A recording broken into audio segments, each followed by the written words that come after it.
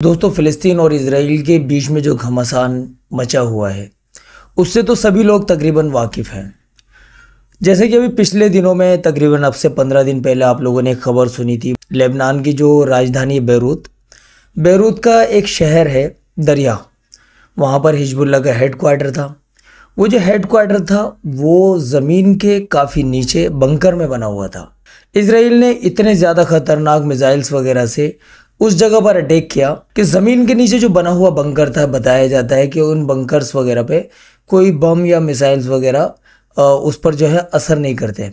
लेकिन इसराइल ने जो ये मिसाइल्स वगैरह मारे थे, उनका जो अटैक था इतना ज़्यादा ख़तरनाक था कि बंकर के अंदर जहरीली गैस फैल जाती है। और यहाँ हिजबुल्लाह के जो चीफ थे, यानी टॉप चीफ हसन नसरुल्लाह, उनकी मौत हो जाती है। 27 सितंबर को जिस वक्त ये इसराइल ने अटैक किया था, उस वक्त एक खबर बहुत ज़्यादा आम हो गई थी कि हसन नसरुल्लाह की बॉडी नहीं मिल पाई, उनकी बॉडी के चिथड़े उड़ गए। बल्कि उनकी बॉडी की जो पहचान की गई है वो उनकी एक अंगूठी से की गई है, जो कि एक अफवाह थी। हालांकि जब वहाँ पर रेस्क्यू ऑपरेशन चलाया गया तो रेस्क्यू ऑपरेशन के दौरान जो है हसन नसरुल्लाह की बॉडी मिल गई थी। बताया जाता है कि उस बॉडी पर एक खरोंच भी नहीं थी। उस वक्त में हसन नसरुल्लाह की खबर इतनी ज़्यादा आम हो गई थी कि किसी और के बारे में कुछ बताया ही नहीं गया था। लेकिन दोस्तों, उस वक्त भी तकरीबन 6 लोगों की बॉडीज़ वगैरह को जो है वहाँ से रेस्क्यू किया गया था। हसन नसरुल्लाह थे और उनके साथ के जो कुछ कमांडर्स वगैरह थे। दोस्तों, हिजबुल्लाह की जो एक बैठक थी, इस बैठक में हिजबुल्लाह के काफ़ी बड़े बड़े नेता भी थे। हिजबुल्लाह के चीफ हसन नसरुल्लाह भी थे। और इस बैठक में ईरान के एक टॉप कमांडर अब्बास नीलफौरुशान भी थे। 15 दिन से यहाँ पर सर्च ऑपरेशन, रेस्क्यू ऑपरेशन जारी था।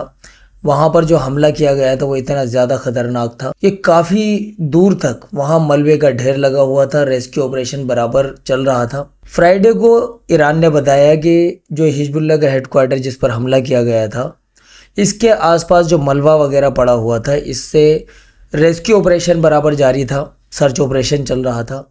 इस रेस्क्यू ऑपरेशन में काफ़ी सारे शव जो है हसन नसरुल्लाह के साथ साथ और उनके आसपास के दिनों में ही निकाल लिए गए थे।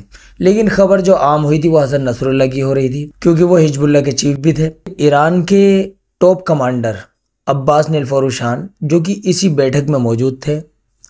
जब ये हमला हुआ, हमला होने के बाद में हमला इतना ज़्यादा भयानक, इतना ज़्यादा ख़तरनाक था कि इनका जो बंकर था, उस बंकर में जहरीली गैस अंदर ही अंदर घुसने लगती है।